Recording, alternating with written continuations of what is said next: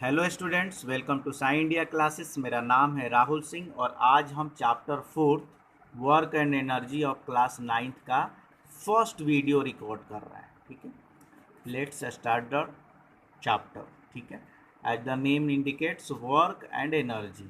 सबसे पहले मैं आपको बताऊं कि वर्क अलग चीज़ है, एनर्जी अलग चीज़ है। मतलब कि दोनों एक दूसरे से रिलेटेड हैं, लेकिन पहले पार्ट में हम बस वर्क पढ़ने वाले हैं, एनर्जी बाद में।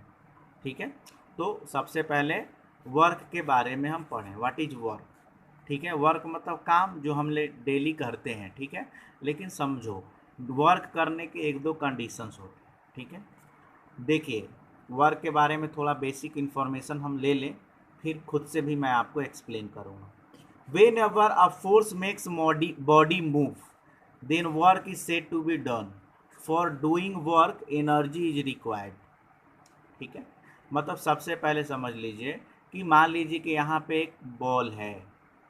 ठीक है, ये बॉल को हमको यहाँ से यहाँ तक हमने फोर्स फोर्स लगाया, एक एक फोर्स लगाया और इस बॉल को यहाँ से यहाँ तक मूव कर दिया। से दिस इज 2 मीटर।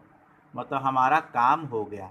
क्यों? क्योंकि वर्क के लिए दो ही चीज़ हैं, आपको फोर्स लगाना पड़ेगा। पहला काम कि आपको बिना फोर्स लगाए कोई काम नहीं होगा। दूसरी चीज़ कि आपको इसमें डिस्प्लेसमेंट भी होना चाहिए।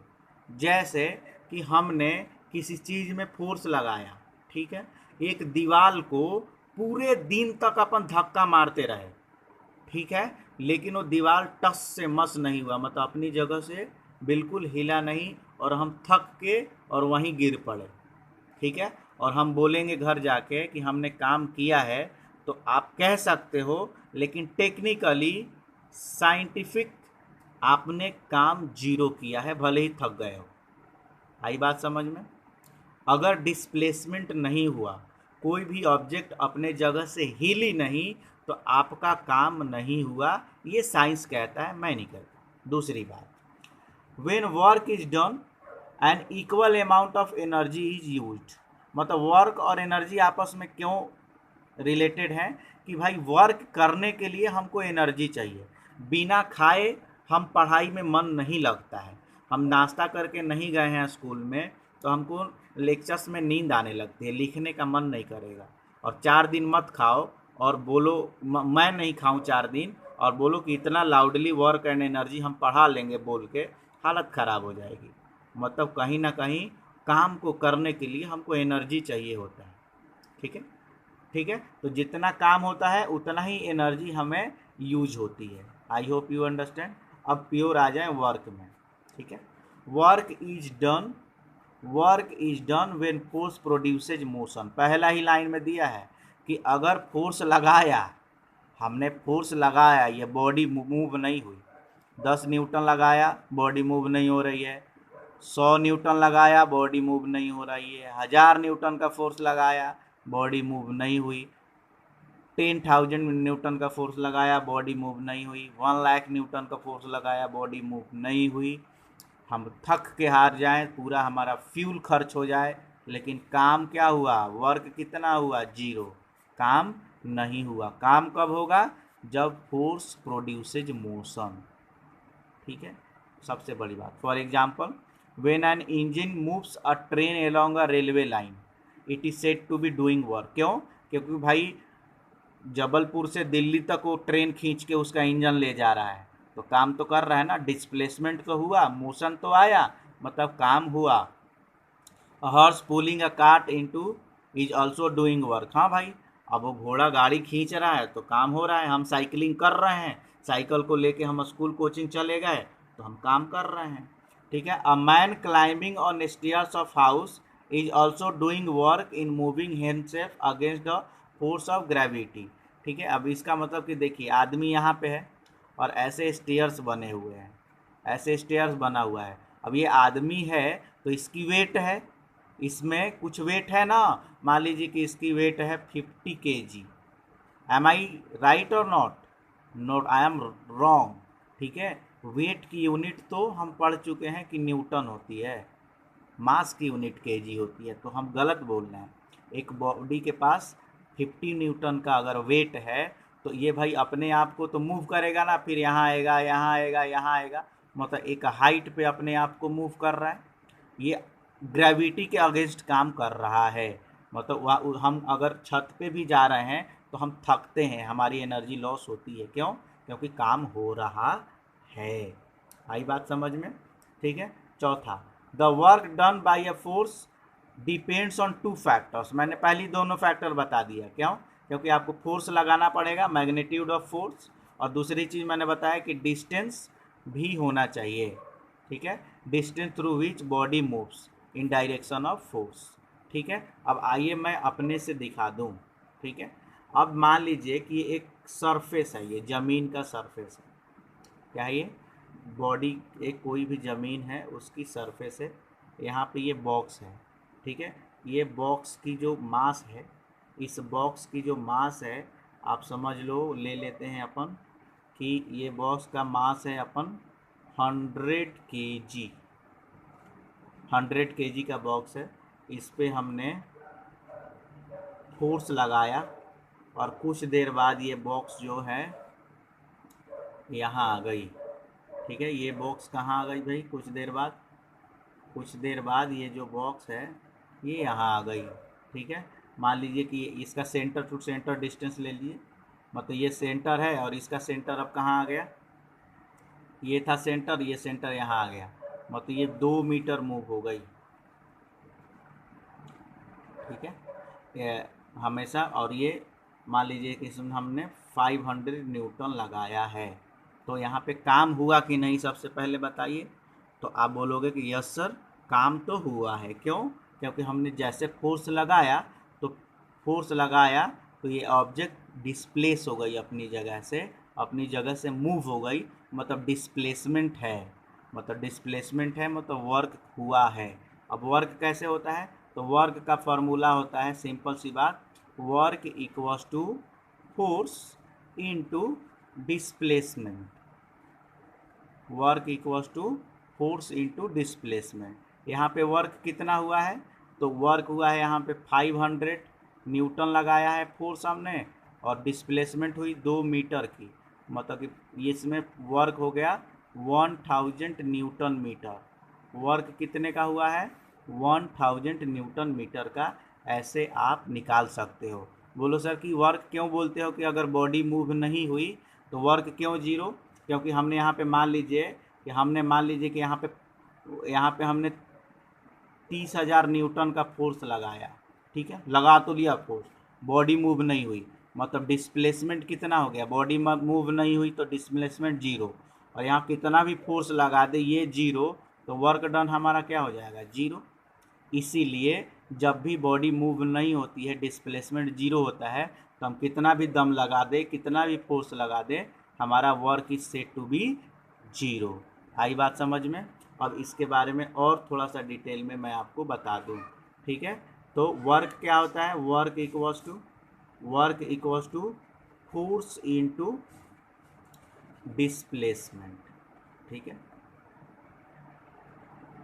Work is denoted by W, F into displacement को एस कहते हैं यहाँ पे। ठीक है, इस केस में डिस्प्लेसमेंट को एस से डिनोट किया जाता है। ठीक है, अब देखिए, आपने मोशन में भी तो एस से ही डिस्टेंस करते थे ना डिस्प्लेसमेंट को, तो एफ इंटू एस होता है। एसआई यूनिट की बात करें ज़रा, तो एसआई यूनिट क्या हो जाएगा?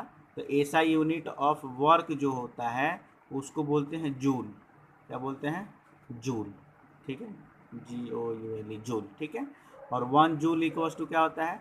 1 न्यूटन मीटर। मतलब अभी लाया था ना, फोर्स का क्या होता है? न्यूटन, और डिस्प्लेसमेंट का मीटर, मतलब 1 न्यूटन मीटर को 1 जूल कहते हैं। ठीक है, और 1 किलो जूल में कितने में न्यूटन मीटर? तो 1000 न्यूटन मीटर, या फिर 1 किलो जूल में कितने जूल? तो 1000 जूल, एक ही बात है। 1 न्यूटन मीटर, जो हमने न्यूटन मीटर में आंसर आया था, उसको न्यूटन इंटू मीटर को जूल कहते हैं। अब आइए देख लेते हैं ये सारी चीज़ें। ठीक है, work done in moving a body is equal to product of force. ठीक है, बता दिया। Work equals to force into displacement, work equals to force into distance लिखा है लेकिन डिस्प्लेसमेंट लिखिएगा। ठीक है, वर्क इंटू एस। ठीक है, अच्छा, SI unit of work is newton metre या फिर NM, ठीक है। और देखिए, ठीक है, when when when when when यहाँ पे थोड़ा सा मैं गलत लिख दिया हूँ, ठीक है, जूल को नहीं, SI यूनिट न्यूटन मीटर लिया है, ठीक है। मैंने ये joule, SI unit newton metre ही होता है, लेकिन जनरली जूल में इसको लिखा जाता है। 1 जूल मतलब न्यूटन मीटर ही होता है, समझ लीजिएगा, ठीक है। आगे बढ़ते हैं। तो 1 joule equals to 1 newton into 1 metre, ठीक है। 1 joule equals to 1 newton metre. अगर आपसे पूछेगा कि डिफाइन 1 जूल, तो when 1 newton of force displaces an object to a distance of 1 metre, then work is said to be 1 joule, ठीक है। When a force of 1 newton moves a body through distance 1 metre in its own direction, मतलब उसी direction में, तो work is said to be 1 joule. Question आता है, important है, इसलिए 2 बार मैंने बताया, ठीक है। आगे बढ़ेंगे, वर्क के बारे में देखेंगे कि वर्क कौन सी क्वांटिटी होती है, तो स्केलर क्वांटिटी होती है, वेक्टर नहीं होती है, स्केलर क्वांटिटी होती है। If how ever the distance moved zero, अगर डिस्टेंस जीरो जीरो हो गया तो वर्क भी क्या हो जाएगा, जीरो, ठीक है। इसके कुछ एग्जाम्पल्स ले लीजिए।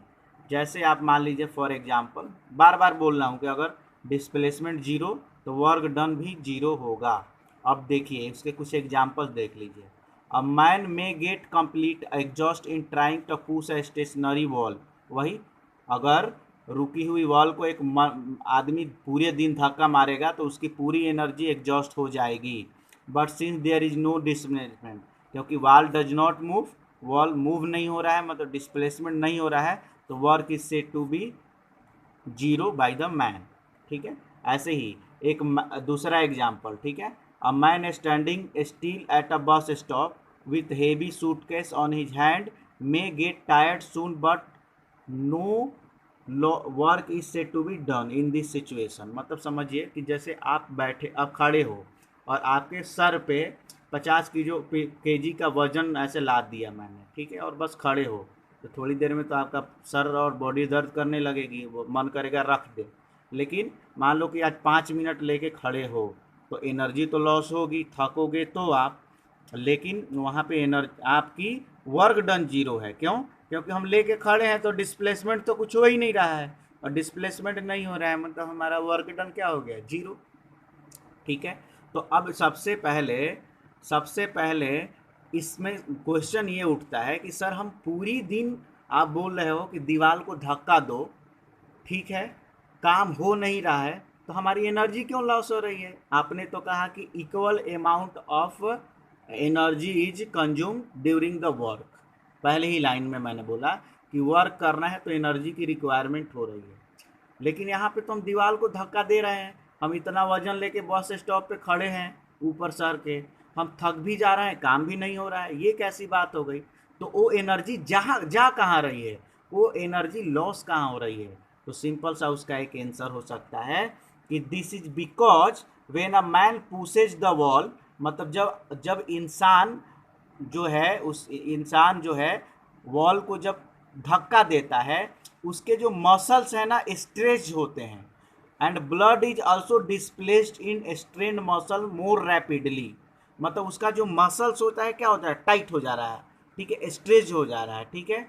और इस फिर छोड़ेगा तो क्या हो जाएगा, रिलैक्स, दबाएगा फिर तो क्या होगा, स्ट्रेंड हो जाएगा, छोड़ेगा तो रिलैक्स्ड हो जाएगा। और जब स्ट्रेंड मसल होगा तो स्ट्रेंड मसल में ब्लड भी डिस्प्लेसमेंट भी क्या होगी, रैपिडली होगी। इसका मतलब कि वो जो एनर्जी है ना, इसी में मसल्स को रिलैक्स और ब्लड को, उसकी जो ब्लड को सर्कुलेशन को मूव करने में लग रही है, दीवार पे उसका कोई असर नहीं हो रहा है, ठीक है। वो मसल, हम बॉडी, उसकी जो मसल्स है उसके जो स्ट्रेच हो रहा है और डिस्प्लेस हो रहा है जो ब्लड, उसी में लॉस हो रही है। This change consume energy and man feel tired, ठीक है। तो इसका सिंपल सा आंसर हो सकता है। अब नेक्स्ट वीडियो में पढ़ेंगे work done against the gravity, ठीक है। एक बात और, ये सिंपल क्वेश्चन 1 और सिंपल प्रॉब्लम 2 छोड़ दीजिएगा, क्योंकि ये वर्क डन अगेंस्ट ग्रेविटी पे है। फर्स्ट और 3 का सॉल्यूशन करके मुझे भेजिएगा 8269630257 पे।